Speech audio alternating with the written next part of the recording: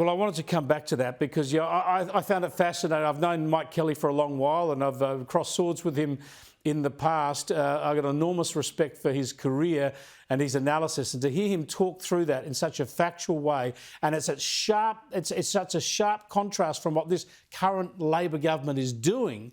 Yet Albanese is under pressure from inside his party, from Muslim MP and former Minister Ed Husic, to actually go even further and recognise some imaginary state of Palestine now. Here's Ed Husic on this channel just the other day.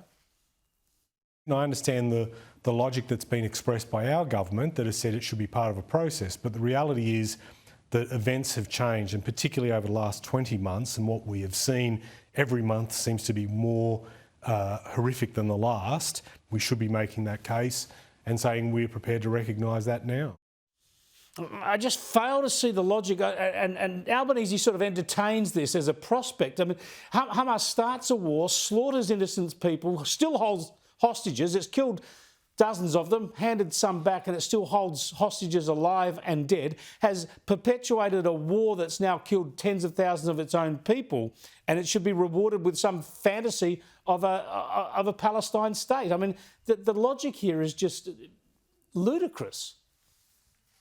Chris, it is. And look, might I start by saying personally, I really like Ed and I respect him. But look, as has been made, the biggest danger to the Palestinian people in Gaza, the biggest threat to their safety, to their health, to their nutrition, to their livelihood is Hamas. Yeah. And the focus that a lot of the West, or the left, if you like, have on Israel is ill-founded. You don't see them talk near as much about the terrorist organisation that hides behind women and children, organised that horrific attack back in October the 7th, nearly 2 years ago now. So they are the bad people here. When Hamas is dismantled, which is obviously what the Israeli government and defence forces want to do, and you cannot blame them given what's happened. Once they are dismantled, you can then start to work on how a Palestinian state might work, because who would it be? Who would be running it? Who would be the representatives? And right now you can't do that because Hamas are in control. So to point the finger elsewhere is ludicrous, as you say.